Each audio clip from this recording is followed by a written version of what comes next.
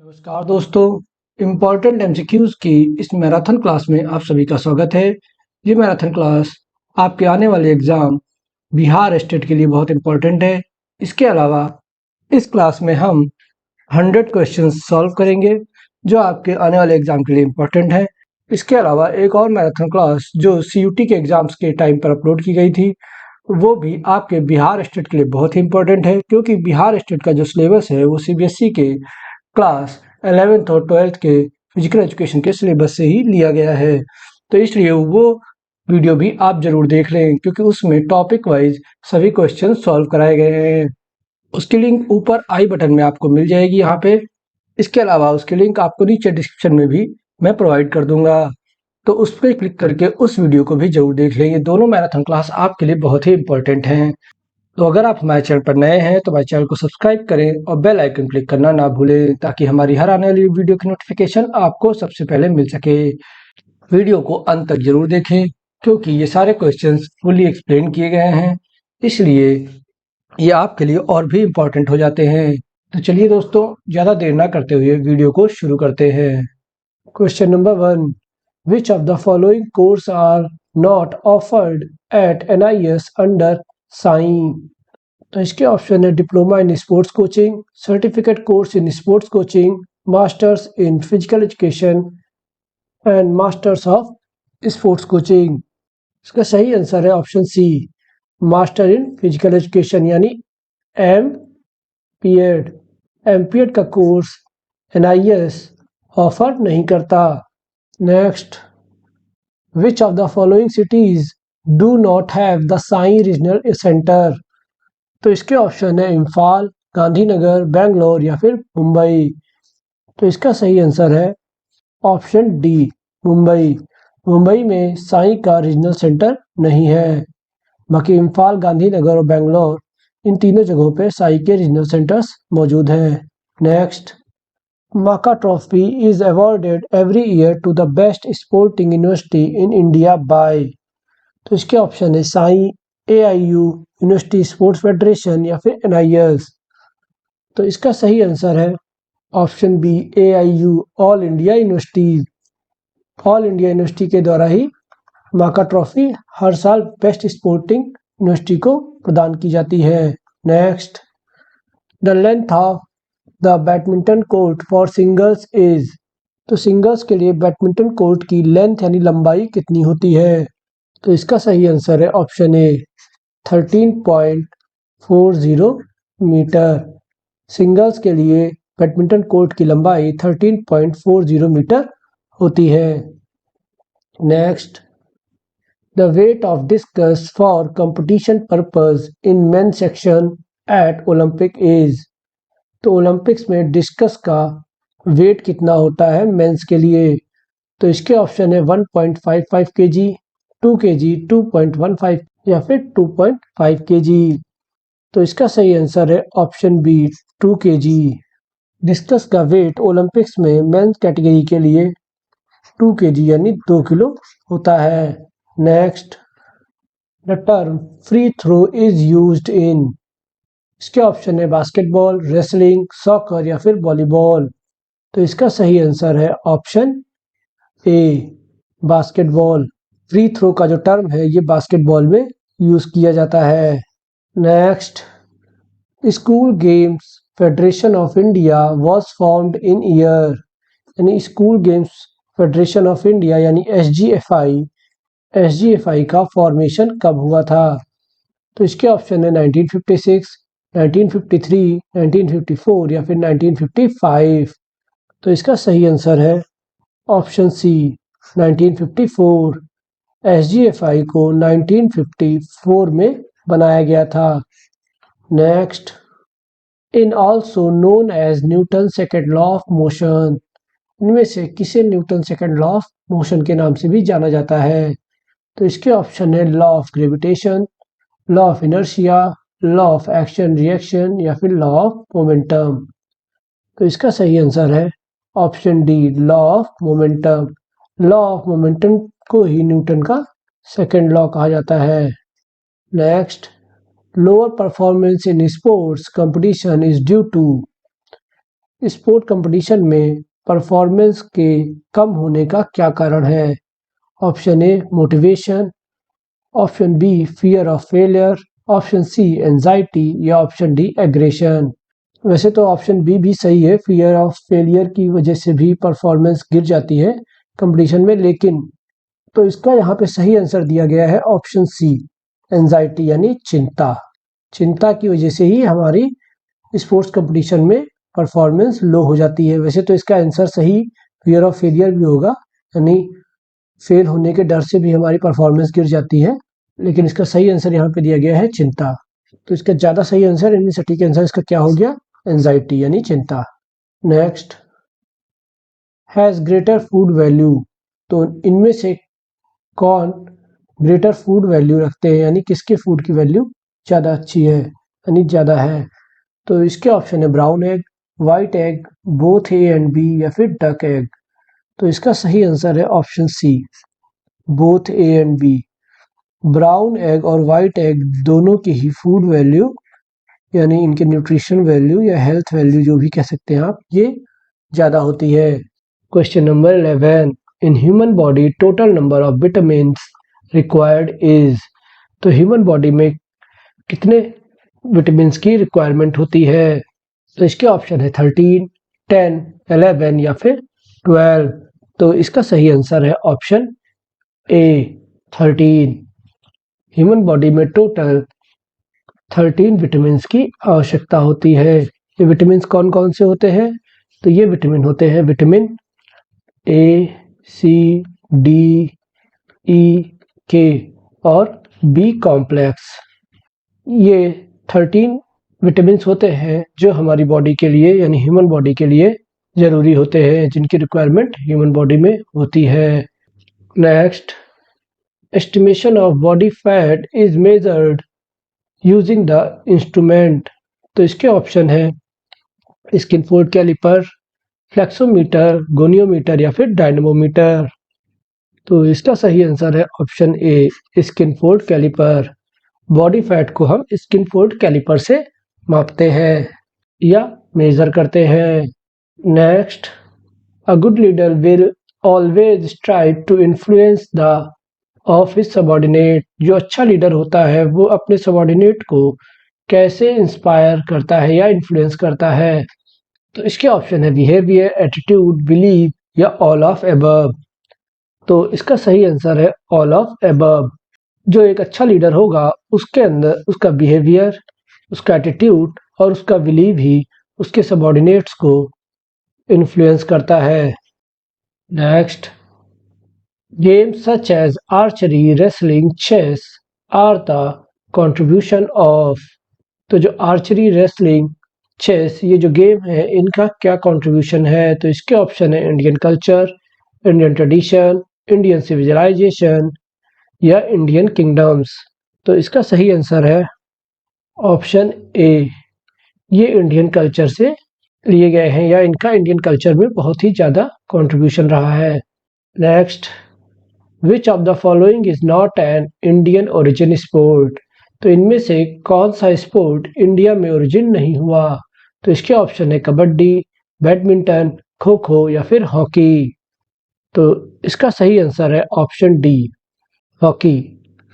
Hockey का origin India में नहीं हुआ। इसके अलावा कबड्डी, बैडमिंटन और खो खो इन तीनों का ही ओरिजिन इंडिया से हुआ। तो इसका सही आंसर है option D hockey. Next, due the world war first and second the Olympic games were not held in years. तो वर्ल्ड वॉर 1 और 2 के कारण कौन कौन से ईयर के ओलंपिक गेम्स नहीं हुए थे? ये बहुत ही इंपॉर्टेंट क्वेश्चन है, बहुत एग्जाम से पूछा जा चुका है, हर साल किसी न किसी एग्जाम में जरूर पूछा जाता है, तो इसको जरूर याद कर लें बिल्कुल सही से। ये जो भी ईयर्स है इनको बहुत अच्छे से याद कर लें। 1916, 1940, 1944, ऑप्शन बी 1920, 1944, 1948, ऑप्शन सी 1924, 1940 या फिर 1944 या ऑप्शन डी 1916, 1936 या फिर 1940। तो इसका सही आंसर है ऑप्शन ए 1916, 1940 एंड 1944। तो ये 3 ओलंपिक गेम्स हैं जो वर्ल्ड वॉर फर्स्ट और सेकेंड की वजह से नहीं हुए थे। Next, in which of these sports India has not won Olympic medal till date.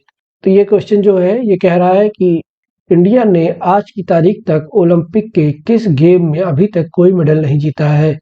ये क्वेश्चन 2018 पीजीटी डीएसएसबी में पूछा गया था, ठीक है। तो इसके ऑप्शन है रेसलिंग, आर्चरी, शूटिंग या फिर टेनिस। तो इसका सही आंसर है ऑप्शन बी, आर्चरी। आर्चरी में अभी तक इंडिया ने कोई भी ओलंपिक मेडल नहीं जीता है। Next, what is the angle eight which the sector is marked for throwing event in track and field. तो इसमें क्वेश्चन कह रहा है कि जो थ्रोइंग इवेंट्स होते हैं उसमें सेक्टर का एंगल कितना होता है। तो इसके ऑप्शन है 45 डिग्री, 40 डिग्री, 44 डिग्री या फिर 36 डिग्री। ये क्वेश्चन भी 2018 पीजीटी DSSB का है, ठीक है। इसका सही आंसर इन्होंने बताया था 40 डिग्री, जो मुझे थोड़ी रिसर्च करने के बाद पता चला 40 डिग्री जो है वो 1979 से 2004 तक हुआ करता था। जो ट्रैक एंड फील्ड के इवेंट होते हैं इसमें, जो फील्ड के थ्रोइंग इवेंट्स होते हैं इसमें 40 डिग्री का एंगल 1979 में डिसाइड किया गया था, जो 2004 तक रहा, और 2004 में इसे चेंज करके 34.92 डिग्री किया गया था, और जेवलिन के लिए 28.96 डिग्री, ठीक है। और शॉर्टपट, डिस्कस और हैमर, इन तीनों के लिए 34.92 डिग्री। तो क्योंकि इसमें कोई भी ऑप्शन सही नहीं है तो इसमें जो पिछला ऑप्शन था ऑप्शन बी ये सही माना गया था। तो इसका सही आंसर क्या हो जाएगा, ऑप्शन बी 40 डिग्री। लेकिन आपको याद रखना है कि अब ये एंगल डिसाइडेड है, ठीक है। शॉर्टपट, डिस्कस और हैमर के लिए 34.92 डिग्री और जेवलिन के लिए 28.96 डिग्री का सेक्टर होता है। Next, 3 second rule is applicable for the game of. 3 second rule किस गेम में एप्लीकेबल होता है। तो इसके ऑप्शन है कबड्डी, खो खो, बास्केटबॉल या फिर बैडमिंटन। तो इसका सही आंसर है ऑप्शन सी, बास्केटबॉल। 3 सेकेंड का रूल बास्केटबॉल में लागू होता है। Next, which of the following is not a component of warm up. इनमें से कौन सा वार्म अप का कंपोनेंट नहीं है। तो इसके ऑप्शन है स्ट्रेचिंग, कैलिस्थेनिक्स, फॉर्मल एक्टिविटी या फिर प्लायोमेट्रिक। तो इसका सही आंसर है option C, formal activity. Formal activity जो है ये वार्म अप का कंपोनेंट नहीं है, बाकी ये तीनों होते हैं।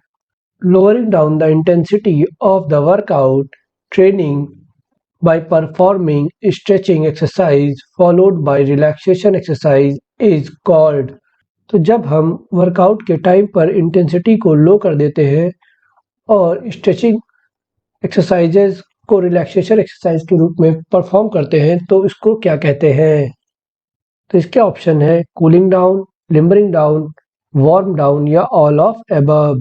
तो इसका सही आंसर है option D, all of above. Intensity को धीमा करके स्ट्रेचिंग एक्सरसाइज को परफॉर्म करने को ही हम कूलिंग डाउन, लिम्बरिंग डाउन या वार्म डाउन कहते हैं। इसीलिए इसका आंसर ऑप्शन डी सही होगा। Next, who among the following introduced the isokinetic method of training for the development of strength. तो स्ट्रेंथ को डेवलप करने के लिए आइसोकिनेटिक मेथड किसने इंट्रोड्यूस किया था। तो इसके ऑप्शन है बीपी, कुबर्टिन, जैकबसन, प्लेटो या फिर जे पेरिन। तो इसका सही आंसर है ऑप्शन डी, जे पेरिन। आइसोकिनेटिक मेथड जो कि स्ट्रेंथ को डेवलप करने के लिए यूज किया जाता है, इसको 1968 में जे पेरिन ने इंट्रोड्यूस किया था। Next, transition period is sports training aims at. Transition period जो स्पोर्ट्स ट्रेनिंग में होता है उसका एम क्या होता है। तो इसके ऑप्शन है stabilisation of performance, super compensation, recreation या रिकवरी। तो इसका सही आंसर है option D, recovery. Transitional period में जो प्लेयर होता है या जो खिलाड़ी होता है वो रिकवरी मोड में होता है। Next, sprinting requires an extreme degree of. तो स्प्रिंटिंग के लिए हमें किन किन चीज़ों की आवश्यकता होती है? तो इसके ऑप्शन है speed, skill, coordination and metabolic power. Speed, skill, flexibility and metabolic power. Speed, skill, flexibility and coordination, या फिर endurance, agility, flexibility and focus. तो इसका सही आंसर है option A, speed, skill, coordination and metabolic power. अगर कोई sprinter है तो उसके अंदर ये क्वालिटीज होनी चाहिए, यानी उसके पास स्पीड, स्किल, कोऑर्डिनेशन और मेटाबॉलिक पावर होनी चाहिए। स्प्रिंटर्स की ये क्वालिटीज होती है। Next, which principle of sports training refers to general motor skill and fitness development. तो स्पोर्ट्स ट्रेनिंग का कौन सा प्रिंसिपल जनरल मोटर स्किल और फिटनेस डेवलपमेंट को रिफर करता है? तो इसके ऑप्शन है principle of overload, principle of individuality, principle of periodisation या प्रिंसिपल ऑफ स्पेसिफिसिटी। तो इसका सही आंसर है ऑप्शन सी, प्रिंसिपल ऑफ पीरियोडाइजेशन। पीरियोडाइजेशन का जो प्रिंसिपल है वो स्पोर्ट्स ट्रेनिंग में जनरल मोटर स्किल और फिटनेस को डेवलप करने के लिए यूज किया जाता है या उसकी तरफ रेफर करते हैं। Next, which of the following is not a part of strength training. इनमें से कौन सा स्ट्रेंथ ट्रेनिंग का पार्ट नहीं है? तो इसके ऑप्शन है resistance training, weight training, isometric training या फिर इंक्लूसिव ट्रेनिंग। तो इसका सही आंसर है option D, inclusive training. Inclusive training strength training का पार्ट नहीं है, इससे स्ट्रेंथ ट्रेनिंग नहीं दी जाती। Next, filling the blanks, helps the body to remove lactic acid and recover from high intensities that may be required during competition, and also ensures that the athlete continue to perform at high intensity while recovering। तो यहाँ पे कह रहा है कि वो कौन सी training है जो बॉडी से लैक्टिक एसिड को रिमूव करने और बॉडी को रिकवर करने में एथलीट की मदद करती है कि वो कॉन्टिन्यूअस परफॉर्म कर सके हाई इंटेंसिटी से किसी भी कंपटीशन में। तो इसके लिए कौन सी ट्रेनिंग हेल्प करती है? तो यहाँ पे ऑप्शन कौन कौन से हैं? तो ये ऑप्शन है isokinetic training, continuous training, fartlek training या फास्ट कॉन्टिन्यूअस ट्रेनिंग। तो इसका सही आंसर है option A, isokinetic training. Isokinetic training athlete को हाई इंटेंसिटी से लगातार परफॉर्म करने के लिए तथा बॉडी से लैक्टिक एसिड और बॉडी को रिकवर करने के लिए ताकि वो परफॉर्मेंस देता रहे में हेल्प करती है। तो इसका सही आंसर क्या हो जाएगा? तो इसका सही आंसर हो जाएगा isokinetic training. Next, during exercise more heat is produce activating the thermo regulatory system of our body. It causes secretion of large amount of sweat leading to। तो यहाँ पे क्वेश्चन कह रहा है कि एक्सरसाइज के दौरान जो थर्मो रेगुलेटरी सिस्टम होता है बॉडी का, इससे स्वेट बहुत मात्रा में निकलता है। तो इसके लिए हमें क्या करना चाहिए? तो इसके ऑप्शन है reduction of blood volume, hydration due to severe exercise, fluid accumulation या ऑल ऑफ एबव। तो इसका सही आंसर है hydration due to severe exercise, यानी बॉडी को एक्सरसाइज के दौरान हाइड्रेट रखना चाहिए। नेक्स्ट, फिजिकल, केमिकल, बायोलॉजिकल और mechanical agents capable of causing harm to the environment are known as. तो ऐसे एजेंट्स जो फिजिकल, केमिकल, बायोलॉजिकल और मैकेनिकल रूप से हार्म कर सकते हैं उनको क्या कहा जाता है? तो इसके ऑप्शन है environmental hazards, environmental stimulates, environmental agents या फिर इन्वायरमेंटल इंक्लूसिव। तो इसका सही आंसर है ऑप्शन ए, environmental hazards. Environmental hazards environment को फिजिकली, केमिकली, बायोलॉजिकली और मैकेनिकली हार्म करते हैं। Next, The outside movement away from the midline of the body, like lifting the arm sideways, is known as। तो यहाँ पे कह रहा है कि उस आउटसाइड मूवमेंट को क्या कहते हैं जिसमें मूवमेंट बॉडी की मिड लाइन से बाहर की तरफ होता है। जैसे आर्म को साइडवेज बॉडी की मिड लाइन से दूर ले जाना, तो इसको हम क्या कहेंगे? तो इसके ऑप्शन है एडक्शन, एबडक्शन, इन्वर्जन या फिर रिट्रैक्शन। तो हाथ को बॉडी से या मिड लाइन से दूर ले जाने को हम एबडक्शन कहते हैं। तो इसका सही आंसर होगा ऑप्शन बी।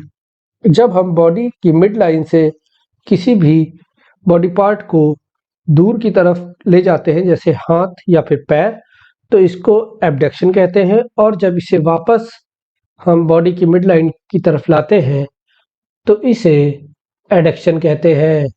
ठीक है, तो यहाँ पे इस क्वेश्चन का आंसर होगा abduction. Question number 31, which of the following is not a form of energy with relevant to exercise physiology. तो इसमें से कौन सा form of energy exercise physiology के साथ रेलिवेंट नहीं है? तो इसके ऑप्शन है chemical energy, mechanical energy, electronical energy या फिर रेडिएंट एनर्जी। तो इसका सही आंसर है option C, electronical energy. Electronical energy exercise physiology के साथ रेलिवेंट नहीं है। Next, the full form of CPR. CPR का पूरा नाम क्या है? तो इसके ऑप्शन है cardiopulmonary rehabilitation, cardiopulmonary retention, cardiopulmonary resuscitation या नन ऑफ अबव। तो इसका सही आंसर है option C, cardiopulmonary resuscitation. CPR का फुल फॉर्म कार्डियोपल्मोनरी रेसिस्टेशन होता है। बहुत लोग इसका आंसर ए लगाएंगे जो कि गलत है, ये नहीं होता है, इसको आपको याद रखना है। ठीक है, नेक्स्ट, लिगामेंट कनेक्ट्स। लिगामेंट किसको कनेक्ट करता है? तो इसके ऑप्शन है bone to bone, bone to muscle, bone to cartilage या फिर बोन टू टेंडन। तो इसका सही आंसर है option A, bone to bone. Ligament bone को बोन से कनेक्ट करता है। बोन से मसल को कनेक्ट करने को क्या कहते हैं? तो बोन से मसल को जो कनेक्ट करता है उसे टेंडन कहते हैं, और बोन से बोन को कनेक्ट करने वाले को लिगामेंट। ठीक है, ये दोनों आपको याद रखने हैं, ये दोनों चीजें बहुत ही ज्यादा एग्जाम में पूछी जाती हैं। Next, the amount of blood flowing from the heart over a given period of time is known as. Blood का वह अमाउंट जो हार्ट से एक गिवन टाइम में फ्लो होता है उसे क्या कहते हैं? तो इसके ऑप्शन है stroke volume, heart rate, blood pressure या फिर कार्डिक आउटपुट। तो इसका सही आंसर है ऑप्शन डी, कार्डिक आउटपुट। एक निश्चित समय में, यानी यहाँ निश्चित समय कहा गया है, यहाँ 1 मिनट में हार्ट के द्वारा फ्लो किया गया टोटल ब्लड जो होता है उसे कार्डिक आउटपुट कहते हैं। Next, the amount of air that enters and leaves the lungs in 1 minute is known as.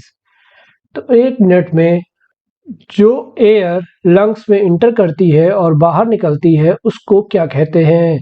तो इसके ऑप्शन है internal respiration, pulmonary ventilation, blood pressure या फिर oxygen depth.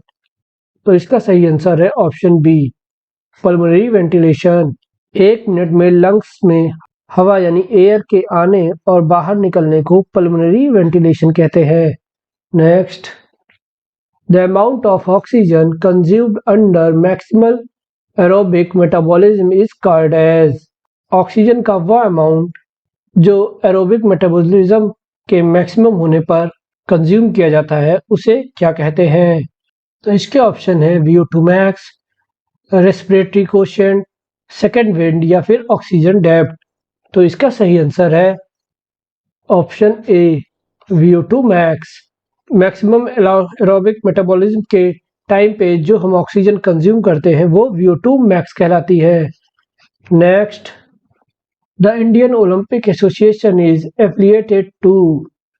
Indian Olympic association किससे एफिलिएटेड है? तो इसके ऑप्शन है international Olympic council, international Olympic association, international Olympic committee या फिर इंटरनेशनल ओलंपिक फेडरेशन। तो इसका सही आंसर है option C, international Olympic committee. The Indian Olympic association international Olympic committee से एफिलिएटेड है।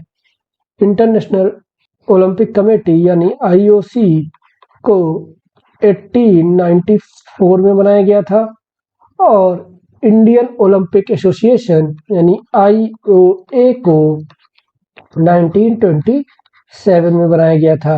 ये दोनों ईयर्स आपके लिए इम्पोर्टेंट हैं। ये अलग अलग एग्जाम्स में पूछे जा चुके हैं और पूछे जाते भी रहते हैं, तो इसको आप याद रखिएगा। Next, the first Asian games was held in at. तो पहले एशियन गेम्स कब और कहाँ हुए थे? तो इसके ऑप्शन है 1951 न्यू दिल्ली, 1983 बांग्लादेश, 1984 नेपाल या फिर 1981 न्यू दिल्ली। तो इसका सही आंसर है ऑप्शन ए 1951 न्यू दिल्ली। 1951 न्यू दिल्ली में ही पहले एशियन गेम्स हुए थे। Next, in Decathlon the sequence of events for the second day is.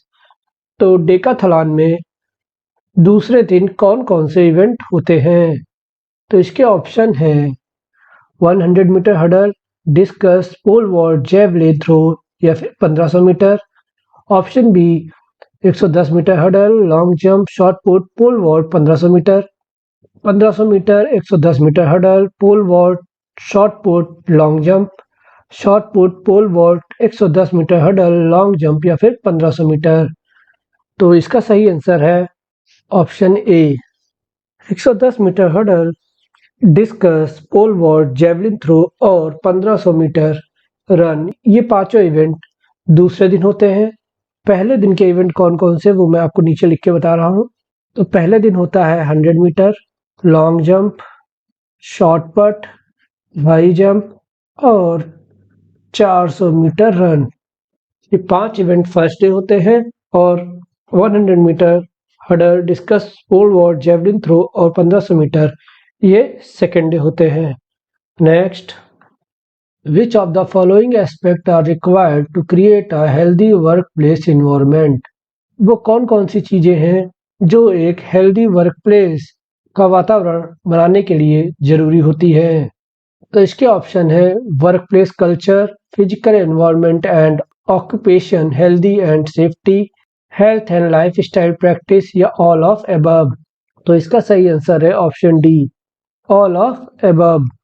Work place culture, physical environment, occupation, healthy and safety, health and life style practice, ये सभी चीजें एक healthy work place environment बनाने के लिए जरूरी होती है। Question number 41, the highest organisation body to control cricket at the world level. तो विश्व स्तर पर क्रिकेट को कंट्रोल करने वाली ऑर्गेनाइजेशन कौन सी है?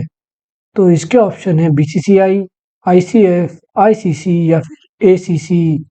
तो इसका सही आंसर है ऑप्शन सी, आईसीसी।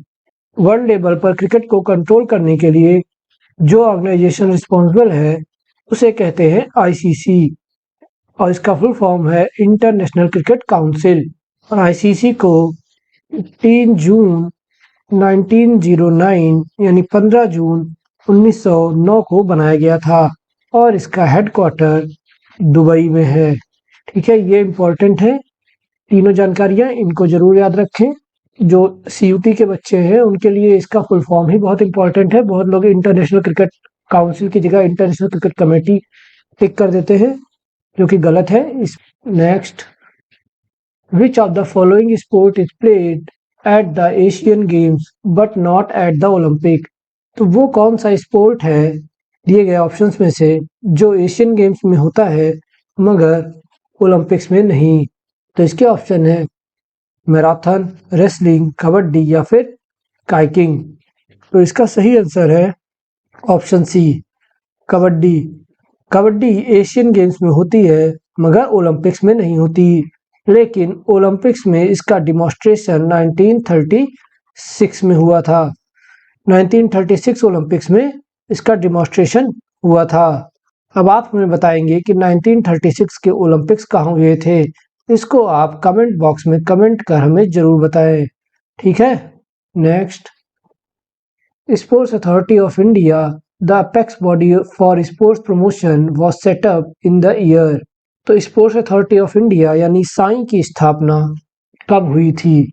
तो इसके ऑप्शन है 1961, 1984, 1987 या फिर 1990। तो इसका सही आंसर है ऑप्शन बी 1984। साई की स्थापना 1984 में हुई थी। इसके बारे में मैंने पिछले वाले वीडियो में बताया है फुल डिटेल में कि साई की स्थापना कब हुई थी, एग्जैक्ट डेट क्या थी, ये सारी डिटेल्स मैंने पिछले वीडियो में बताई है। Next, which of the below mega sport competition were not organised in India.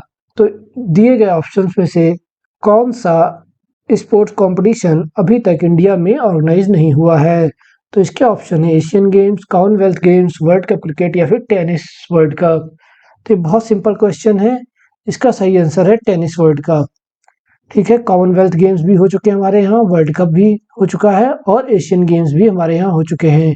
1951 में फर्स्ट एशियन गेम्स ही इंडिया में हुए थे, इसके बाद 1981 में भी हुए थे। इसी तरीके से कॉमनवेल्थ गेम्स भी हमारे यहाँ 2010 में हुए थे।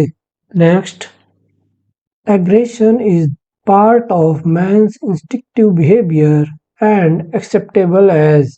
तो एग्रेशन जो है वो ह्यूमन यानी मनुष्य के या आदमी के इंस्टिंक्टिव बिहेवियर का पार्ट है। तो इसको कैसे एक्सेप्ट किया जाता है? तो इसके ऑप्शन है social behaviour, personal behaviour, holistic behaviour या फिर नेचुरल बिहेवियर।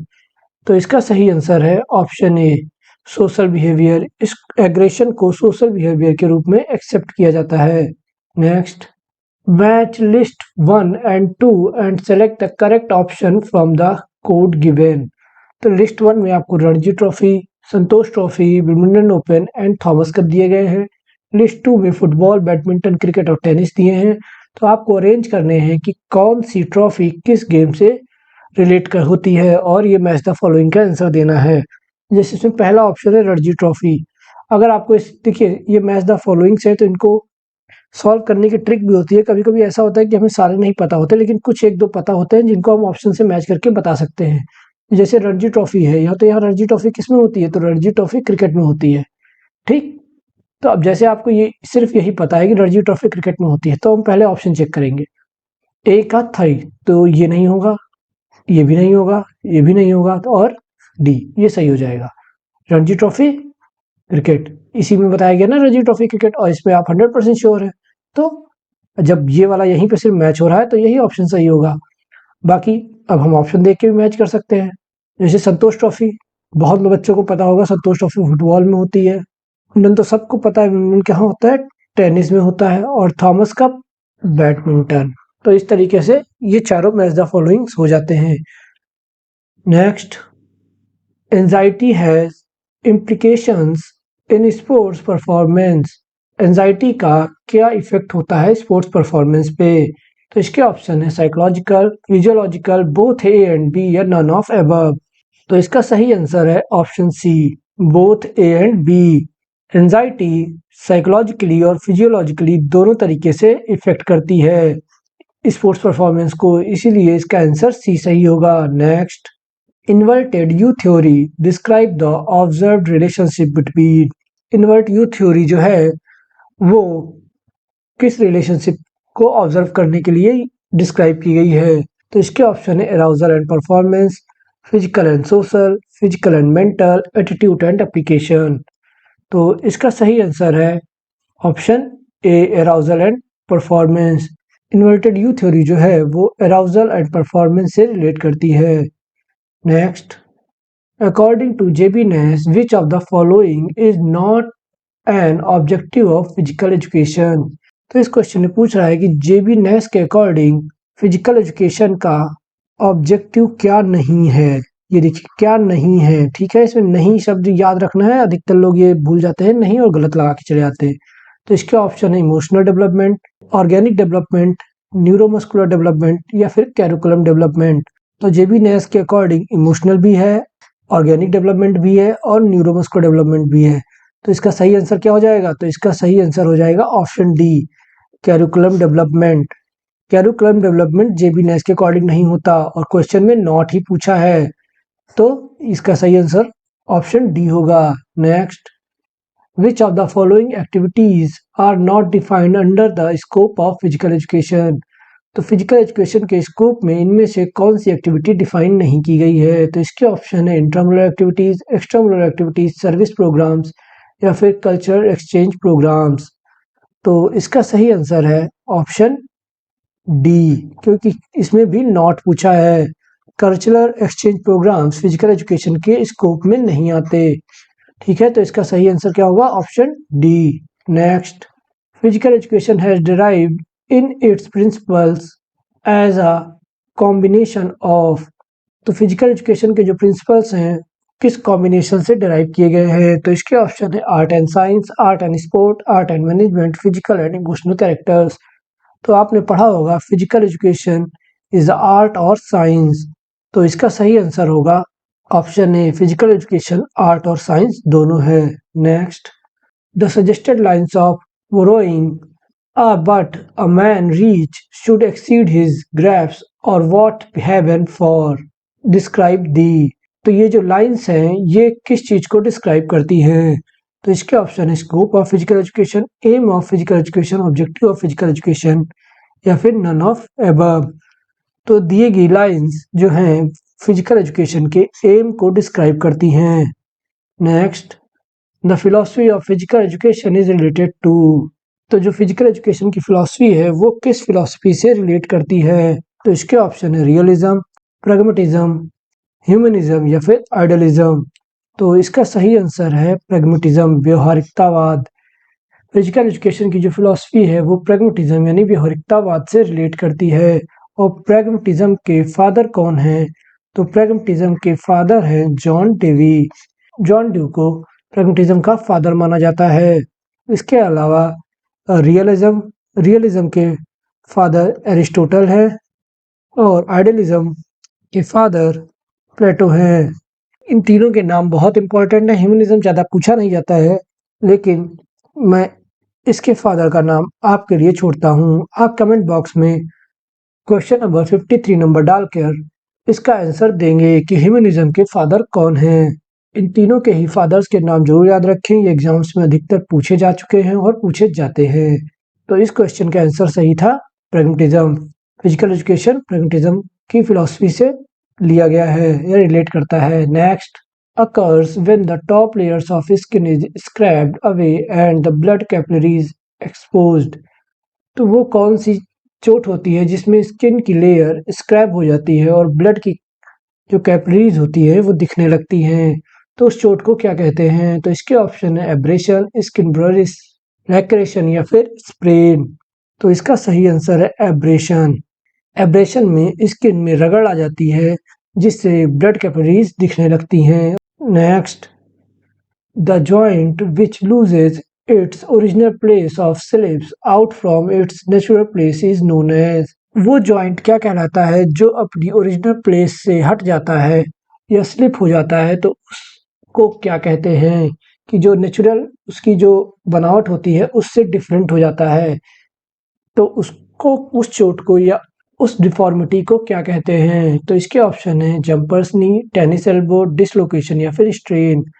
तो जब कोई जॉइंट अपनी लोकेशन से हट जाता है तो उसे डिसलोकेशन कहते हैं। जैसे कि हमारे कंधे की हड्डी, शोल्डर की बोन कभी कभी खिसक जाती है, शोल्डर डिसलोकेशन। या इसी तरीके से hip dislocation. Question number 56, training that aims to develop dynamic strength is known as. तो वो कौन सी ट्रेनिंग है जिसका एम यानी लक्ष्य डायनेमिक स्ट्रेंथ डेवलप करना होता है? तो इसका सही आंसर है option D, plyometric training. Plyometric training dynamic strength develop करने के लिए होती है। Next, ensures improvement by challenging changes in resistance, strain, movement, complexity and others। तो इसके ऑप्शन है ओवरलोड, स्पीड, आइसोमेट्रिक ट्रेनिंग या आइसोमेट्रिक्स। तो इसका सही आंसर है ऑप्शन ए, ओवरलोड। ओवरलोड इसका सही आंसर होगा। Next question, the system has a much higher capacity for storing energy during exercise. तो वो कौन सा सिस्टम होता है जिसकी सबसे ज़्यादा हाईएस्ट कैपेसिटी होती है एनर्जी को स्टोर करने की एक्सरसाइज के टाइम पे? तो इसके ऑप्शन है ग्लाइकोटिक, फॉस्फोजन, एटीपी या एडीपी। तो इसका सही आंसर है option A, glycolytic. Glycolytic system has much higher capacity for storing energy during exercise. Next, match the following है. Match list A and B. Select the correct option from the code given list A and list B. तो list A के options हैं height, net height of volleyball men, height of ring in basketball, height of antenna in volleyball, net height of volleyball women. List B में कुछ Heights दी हुई हैं तो इनको match करना है। तो हम इनको मैच करते हैं पहले। तो net height of volleyball man, तो ये होगी 2.43 मीटर। तो ए का बी, तो ए का बी सिर्फ इसी में मैच कर रहा है। ठीक, तो इसका ऑप्शन क्या होगा? तो इसका ऑप्शन ए सही होगा, ए का बी होगा। हाइट ऑफ रिंग बास्केटबॉल कितनी होती है? 3.05 मीटर। हाइट ऑफ एंटीना कितनी होती है? 1.80 मीटर। और नेट की हाइट वॉलीबॉल में वुमेन्स की कितनी होती है? 2.240 मीटर। तो ऑप्शन ए सही होगा। Next, which of the following is not an example of circuit exercise for legs?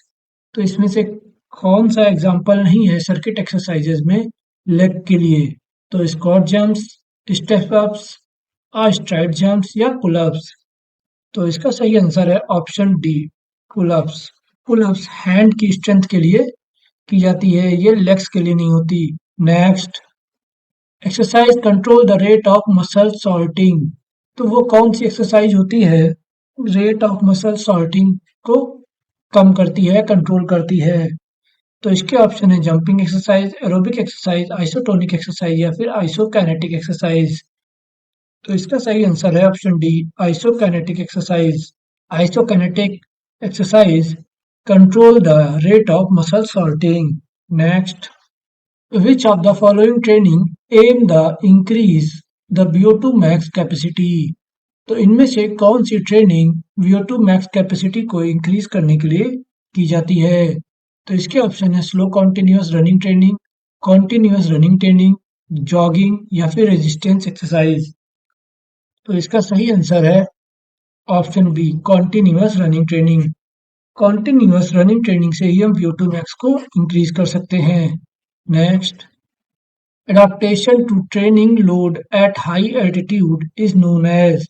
तो हाई एल्टीट्यूड पे जो ट्रेनिंग लोड अडॉप्ट करने की टेक्निक होती है उसको क्या कहते हैं, उस कंडीशन को क्या कहा जाता है? तो इसके ऑप्शन है थर्मो रेगुलेशन, सुपर कंपनसेशन, एक्मलाइजेशन या फिर क्लाइमेटाइजेशन। तो इसका सही आंसर है ऑप्शन बी, डीएसएसबी में इसको सुपर कंपनसेशन माना गया था और कहीं कहीं पे इसका आंसर ऑप्शन सी यानी एक्मलाइजेशन भी माना जाता है। तो ये दोनों ही इसके आंसर माने जाते हैं अलग अलग एग्जाम्स में। तो एग्जाम के अकॉर्डिंग ही आप आंसर लगाएं। अगर डीएसएसबी में पूछा जाएगा तो सुपर कंपनसेशन इसका आंसर होगा और यूपीटीजीटी में इसका एक बार आंसर एक्मलाइजेशन भी माना जा चुका है। तो इसको ध्यान रखें, ये क्वेश्चन थोड़ा सा कंफ्यूजिंग रहता है। इसके दोनों ही आंसर सही माने जाते हैं अलग अलग एग्जाम्स में, तो इसको आप लोग ध्यान रखिएगा। Next, which of the following is not a principal of sports training? इनमें से कौन सा स्पोर्ट्स ट्रेनिंग का प्रिंसिपल नहीं है? तो इसके ऑप्शन है economy of movement, progression of load, cyclicity of training या फिर कॉन्टिन्यूटी। तो इसका सही आंसर है option A, economy of movement. Economy of movement sports training का प्रिंसिपल नहीं है। बाकी आप जानते हैं progression of load, cyclicity of training and continuity ये सारे ही स्पोर्ट्स ट्रेनिंग के प्रिंसिपल्स हैं। Next, which of the following durations are suitable for meso cycle plan? तो 3 प्लान होते हैं, माइक्रो, मीजो और मैक्रो। तो यहाँ पे पूछा गया है कि मीजो साइकिल प्लान जो होता है उसके लिए कौन सी ड्यूरेशन सबसे सुटेबल होती है, यानी उसकी टाइम लिमिट क्या होती है? तो इसके ऑप्शन है 12 to 15 weeks, 3 to 6 weeks, up to 20 weeks या 18 टू 20 वीक्स। तो इसका सही आंसर है ऑप्शन बी 3 to 6 वीक। मीजोसाइकिल जो होता है वो 3 से 6 वीक्स का होता है। ये इसके लिए सबसे सुटेबल टाइम लिमिट या ड्यूरेशन होती है। Next, reflect the ability of the body circulatory and respiratory system to supply fuel during sustained physical activity। तो बॉडी की वो कौन सी एबिलिटी होती है जो बॉडी की सर्कुलेटरी और रेस्पिरेटरी सिस्टम को फ्यूल सप्लाई करती है फिजिकल एक्टिविटी के टाइम पे, तो उसको क्या कहते हैं? तो इसके ऑप्शन है cardio respiratory endurance, circulatory endurance, muscular endurance या फिर स्ट्रेंथ इंडोरेंस। तो इसका सही आंसर है option A cardio respiratory endurance. Cardio respiratory endurance ही वो एबिलिटी होती है जो बॉडी को सर्कुलेटरी और रेस्पिरेटरी सिस्टम को फ्यूल सप्लाई करती है। Next next match the following है। लिस्ट ए और लिस्ट बी में कुछ चीजें दी गई हैं, इनको आपको मैच द फॉलोइंग करनी है। लिस्ट ए में कुछ थ्योरीज दी गई हैं और लिस्ट बी में वो थ्योरी कैसे रिलेट होती है ये दिया गया है। यानी आपको ये पता होना चाहिए ये जैसे साइको एनालिटिकल या ट्रेड थ्योरी या बायोलॉजिकल पर्सपेक्टिव या ह्यूमनिस्टिक व्यू ये होते क्या है। अगर आपको इनका नॉलेज नहीं है तो आप ये लगा नहीं पाएंगे, ठीक है। तो सबसे पहले हम इसको मैच द फॉलोइंग करते हैं। तो psycho analytical theory, trade theory, biological perspective और ह्यूमनिस्टिक व्यू। तो अगर इसको लगाऊं तो मुझे यहाँ पे ह्यूमनिस्टिक व्यू के बारे में थोड़ा ज़्यादा पता है, बाकियों में मुझे मुझे कंफ्यूजन है। तो ह्यूमनिस्टिक व्यू जो होता है वो पर्सनल ग्रोथ होती है, subjective experience and personal growth होती है, ठीक है। तो अगर मैं इसको यहाँ मैच करता हूँ तो यानी फोर्थ का थर्ड, तो फोर्थ का यानी डी का थर्ड ऑप्शन बी में है। और किसी में है नहीं है, तो इसका ऑप्शन बी सही हो जाएगा। तो इसके मतलब क्या होगा कि साइकोएनालिटिकल थ्योरी क्या होगी? Inner conflict and struggles. Trade theory, what your make personality and their relations. Biological, हाँ बायोलॉजिकल भी बहुत अच्छी है, इसमें जेनेटिक शब्द यूज हो गया यानी ये बायोलॉजी से रिलेट कर जाएगा, ठीक है। तो इसका मतलब ऑप्शन बी ही सही होगा। Next, mention the correct sequence to treat sport injuries. Sport injuries को ट्रीट करने का सही सीक्वेंस क्या है? तो इसके ऑप्शन है कंप्रेशन, एलिवेशन, रेस्ट और ice, rest ice compression elevation, ice compression elevation rest, rest ice elevation या फिर कंप्रेशन। तो इसका सही सीक्वेंस है option B, rest ice compression elevation. पहले हमें जहाँ चोट लगती है उस प्लेस को छोड़ देते हैं रेस्ट में। जैसे जैसे हमें कभी चोट लगी तो पहले हम उसको सुटेबल रेस्ट देंगे, उसके बाद उस पर आइस लगाएंगे, फिर कंप्रेस करेंगे और फिर उसको उठाएंगे। तो इसलिए इसका सही आंसर ऑप्शन बी होगा। Next, which of the below is precautionary preventive measures to avoid sports injury. तो स्पोर्ट्स इंजरी से बचने के लिए हमें कौन से प्रिवेंटिव या प्रिकॉशंस लेने चाहिए? तो इसके ऑप्शन है motivation, timely treatment, proper technique या स्ट्रेंथ। तो इसका सही आंसर है प्रॉपर टेक्निक। अगर हम प्रॉपर टेक्निक का यूज करेंगे तो हमें इंजरीज कम से कम होंगी और हम इंजरी को अवॉइड कर सकेंगे। Next, symptoms of heart injuries are. तो हार्ट इंजरीज के कौन कौन से सिम्टम्स हैं? तो इसके ऑप्शन है confusion, dizziness, chills on the chest या ऑल ऑफ द अबव। तो इसका सही आंसर है option D, all of the above. Confusion, dizziness, chills on the chest ये सारे ही हार्ट इंजरीज के सिम्टम्स हैं। Question number 71, losing too much fluid can lead to heat exhaustion and heat stroke and is known as. तो बहुत ज़्यादा heat की वजह से और हीट स्ट्रोक्स की वजह से जब हम बहुत ज़्यादा फ्लूइड लॉस होता है उसको क्या कहते हैं? तो इसके ऑप्शन है रिहाइड्रेशन, हाइड्रेशन, डिहाइड्रेशन या ऑल ऑफ अबव। तो इसका सही आंसर है option C, dehydration. Heat stroke और बहुत ज़्यादा गर्मी से हमें डिहाइड्रेशन हो जाता है जिससे हमारी बॉडी में बहुत सा फ्लूइड लॉस हो जाता है। Next, all rotator cuff is a group of muscles and their tendons that combines to form a cuff around the head of humerus। तो ह्यूमरस हड्डी के हेड के पास जो रोटेटर कफ होता है इसमें कितनी ग्रुप ऑफ मसल्स इन्वॉल्व होती हैं जिनसे ये कफ बनता है? तो इसके ऑप्शन है 4, 2, बंच, या फिर 8? तो इसका सही आंसर है option A 4। 4 group of muscles rotator cuff के ग्रुप में होती हैं, जो ह्यूमरस के हेड पे अराउंड होती हैं। ये कौन कौन सी होती हैं? तो इनको शॉर्ट फॉर्म में हम कहते हैं SITS, जिसमें S का मतलब होता है सुप्रास्पाइनेट, I का मतलब होता है इंफ्रास्पाइनेट, T का मतलब होता है टेरस माइनर और S का मतलब होता है सब स्कैपुलरिस। ये 4 muscles group of rotator cuff में होती हैं। इनके नाम भी याद रखिए, कभी कभी SITS का फुल फॉर्म पूछ सकता है और उसमें 4 मसल्स के नाम दिए होंगे, आपको पहचानना हो सकता है कि कौन से सीक्वेंस सही है। ठीक है, next, hot red spot or raised area of skin filled with clear or bloody fluid are the symptoms of। इसके ऑप्शन है ब्लिस्टर्स, ब्लीडिंग, स्ट्रेस इंजरी या फिर कॉलिजेस। तो इसका सही आंसर है ऑप्शन ए ब्लिस्टर्स। ब्लिस्टर्स यानी छाले पड़ जाना। स्किन बहुत ज़्यादा रेड हॉट हो जाती है, उस पर छाले पड़ जाते हैं और उसमें ब्लड दिखता है, तो वो ब्लिस्टर्स कहलाता है। Next, friction between bone and tendon leading in inflammation is known as. तो इसके ऑप्शन है tendonitis, shin splints, tennis elbow, acute tendon injury. तो बोन और टेंडन के बीच इन्फ्लेमेशन को क्या कहते हैं? तो बोन और टेंडन के बीच में जो इन्फ्लेमेशन होता है उसको टेंडोनाइटिस कहते हैं। तो इसका सही आंसर होगा tendonitis. Next, result from the misligament of the kneecap in the groove। तो इसके ऑप्शन है जंपर ग्रूव, रनर नी, नॉक नी या फिर काइफोसिस। तो इसका सही आंसर है ऑप्शन बी रनर नी। इसको रनर नी कहते हैं। इसको और इस इंजरी को कहते क्या हैं? इसको कहते हैं PFP, यानी पटेलियो फिमोरल पेन सिंड्रोम। इसको कहते हैं PFP सिंड्रोम। पटेला और फीमर की जो जॉइंट्स होती है वहां पे जब पेन होता है उसी को कहते हैं पटेलो फीमर पेन सिंड्रोम। इसे रनर नी कहते हैं। Next, match the following, match list A and B and select the correct option from the code given.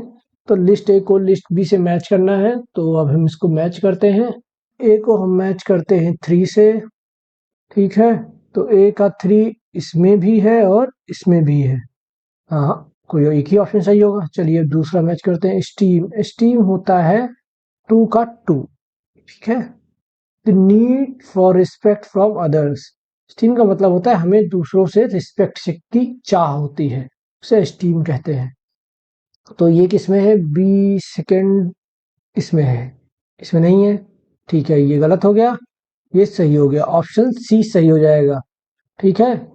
और एस्थेटिक्स क्या होता है? सोशियो हार्मोनी, सी मैच हो जाएगा 1 से और बचा डी, डी मैच हो जाएगा 4 से। इस तरीके से ऑप्शन सी सही होगा। चलिए next, occurs from the strenuous activity particularly when the ligament and muscle are pulled or strained। तो इसके ऑप्शन है muscle tear, muscle strain, hamstring या फिर स्प्रेन। तो देखिए इस क्वेश्चन के लास्ट में ही उसने साफ साफ स्ट्रेन्ड बोल दिया है, तो इसका आंसर आपको पता होगा क्या होगा। तो इसका आंसर होगा option B muscle strain. Next, violent overstretching of ligament in a joint resulting in pain, tenderness, swelling and bruising at the joint is called। तो ओवर स्टिचिंग ऑफ लिगामेंट इसको क्या कहते हैं? तो ओवर स्टिचिंग ऑफ लिगामेंट को हम sprain कहते हैं, ठीक है। तो इसका सही आंसर होगा ऑप्शन बी। देखिए लिगामेंट की इंजरी स्प्रेन कहलाती है और टेंडन की इंजरी स्ट्रेन कहलाती है, ठीक है। तो ये याद रखना है, टेंडन अगर आएगा शब्द तो वहाँ स्ट्रेन होगा और अगर लिगामेंट यूज होगा तो वहाँ पे स्प्रेन होगा। Next, on field cardiopulmonary resuscitation is the first aid given to treat. तो ये कह रहे हैं कि CPR को ऑन फील्ड जब हम देते हैं तो एज अ फर्स्ट एड तो क्यों दिया जाता है? तो इसके ऑप्शन है high blood pressure, sudden cardiac arrest, heat Burns या फिर डिहाइड्रेशन। तो इसका सही आंसर क्या होगा? इसका सही आंसर होगा ऑप्शन बी। जब सडन कार्डियल अरेस्ट होता है यानी अचानक से किसी को दिल का दौरा पड़ जाए तो उसे हम फर्स्ट एड के रूप में सीपीआर देते हैं। Next, physical activity generally is indicative of any bodily movement produced by skeletal muscle that requires। तो फिजिकल एक्टिविटी के लिए जनरली बॉडी में मूवमेंट के लिए क्या रिक्वायरमेंट्स होती है? तो इसके ऑप्शन है muscular endurance, energy expenditure, range of motion या स्ट्रेंथ एंडोरेंस। तो इसका सही आंसर है option B, energy expenditure.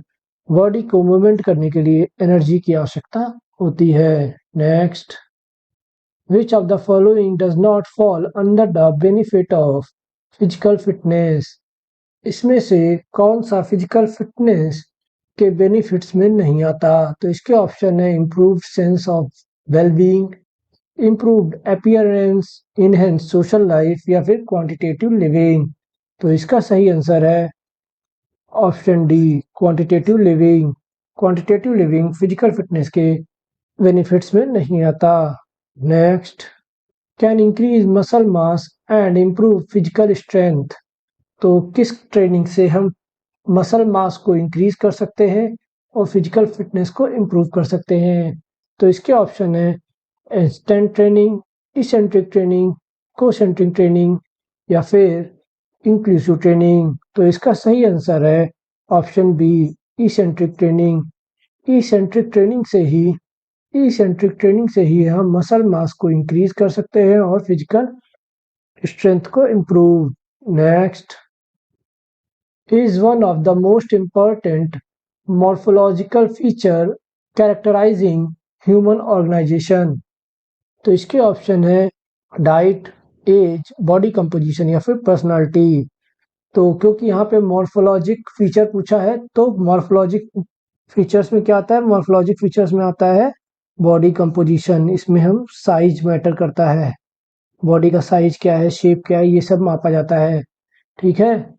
Next, match the following, match list A and list B. List A में कंपोनेंट दिए गए हैं, लिस्ट बी में कुछ एक्टिविटीज दी गई हैं, तो इसे मैच करना है। तो पहला है फ्लेक्सिबिलिटी। तो फ्लेक्सिबिलिटी को नापने के लिए हम सीट एंड रीच टेस्ट कराते हैं। चलिए इसी से हम ऑप्शन मैच करते हैं। ए का बी सिर्फ सी में है तो इसका ऑप्शन सी सही हो जाएगा। ठीक है, अब साफ साफ देख लेते हैं। Speed 50 meter dash, muscular endurance, pushups, agility, shuttle run. Okay. Next, cardiovascular fitness is necessary in developing. तो कार्डियोवास्कुलर फिटनेस किस चीज के डेवलपमेंट के लिए आवश्यक है? तो इसके ऑप्शन है good heart muscles, strengthening of muscles, proper functioning of muscle या ऑल ऑफ एबव। तो इसका सही आंसर है option D, all of above. Cardiovascular fitness हमारे हृदय की मसल्स के लिए, मसल्स की स्ट्रेंथ के लिए और मसल्स के फंक्शंस के लिए, इन सभी के लिए इंपॉर्टेंट है। Question number 86, through which of the following obesity can not be assessed. तो इनमें से किसके द्वारा ओबेसिटी को असेस नहीं किया जा सकता? तो इसके ऑप्शन है body mass index, wonder index, bio impedance assessment या फिर ओबेस मीटर। तो इसका आंसर यहाँ पर सही है option D, obese meter. Obesity को ओबेस मीटर के द्वारा असेस नहीं किया जाता। Next, which of the following is a motor related physical fitness component. तो इनमें से कौन सा component motor related physical fitness component है? तो इसके ऑप्शन है बॉडी कंपोजिशन, फ्लेक्सिबिलिटी, कोऑर्डिनेशन या फिर स्ट्रेंथ। तो इसका सही आंसर है option C, coordination. Motor related physical fitness components में कोऑर्डिनेशन होता है। इसके अलावा ये जो तीनों हैं, बॉडी, फ्लेक्सिबिलिटी और स्ट्रेंथ, ये तीनों ही हेल्थ रिलेटेड फिजिकल फिटनेस के कंपोनेंट हैं। तो इसका सही आंसर क्या हो जाएगा? इसका सही आंसर हो जाएगा option C, motor related physical fitness component कौन है? Coordination. Next, the instinct factor that may cause injury to the athlete's body are. वो कौन से फैक्टर हैं जिसके द्वारा एथलीट की बॉडी में इंजरी होती है? तो इसके ऑप्शन है muscle imbalance, poor preparation, poor technique या ऑल ऑफ द अबव। तो इसका सही आंसर है option D, all of the above. Muscle imbalance, poor preparation और पुअर टेक्निक, इन तीनों की वजह से ही इंजरी होती है। तो इसका सही आंसर होगा option D. Next, a communicable disease that is spread from one person to another through ways such as। तो कम्युनिकेबल डिसीज जो होती हैं वो एक पर्सन से दूसरे पर्सन में कैसे स्प्रेड होती हैं यानी कैसे फैलती हैं। तो इसके ऑप्शन है contact with blood and bloody fluids, breathing in airborne, being bitten by an insect या ऑल ऑफ द अबव। तो इसका सही आंसर है option D, all of the above. इन तीनों ही मेथड से कम्युनिकेबल डिजीज फैलती हैं। तो इसका सही आंसर होगा option D. Next, which of the following is not a communicable disease. इनमें से कौन सी कम्युनिकेबल डिजीज नहीं है। तो इसके ऑप्शन है मलेरिया, वेरिकोसा वेनस, कॉलरा या फिर HIV और एड्स। तो इसका सही आंसर है ऑप्शन डी, HIV और एड्स। HIV और एड्स ये कम्युनिकेबल डिजीज नहीं होती। Next, the full form of HIV is. तो HIV का फुल फॉर्म क्या है। ये क्वेश्चन CUT के बच्चों के लिए बहुत इंपॉर्टेंट है। इस टाइप के क्वेश्चन CUT में जरूर पूछे जाते हैं। तो HIV का फुल फॉर्म क्या है। तो इसके ऑप्शन है human independent virus, human immuno deficiency virus, human infection virus या फिर ह्यूमन इम्यूनिटी वायरस। तो इसका सही आंसर है option B, human immuno deficiency virus. HIV का फुल फॉर्म होता है ह्यूमन इम्यूनो डिफिशियंसी वायरस।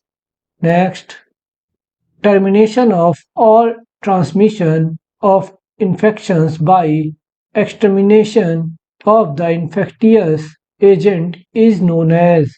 तो इसके ऑप्शन है एलिमिनेशन, कंट्रोल, इरेडिकेशन या ऑल ऑफ द अबव। जो भी इन्फेक्शन हो जाता है उसको कैसे रिमूव किया जाता है। तो इसका सही आंसर है इरेडिकेशन, ऑप्शन सी।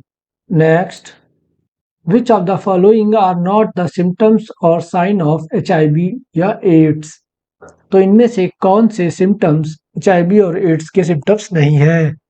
तो इसके ऑप्शन है swollen lymph node, lymph nodes में स्वेलिंग, वेट लॉस, स्पॉन्डिलिटिस या फिर फटीग यानी थकान। तो इसका सही आंसर है ऑप्शन सी, स्पॉन्डिलिटिस। ये HIV का सिम्टम नहीं है। ओके, बाकी लिम्फ नोड्स में स्वेलिंग, वेट लॉस और फटीग यानी थकान रहना, ये तीनों ही HIV और एड्स के सिम्टम्स हैं।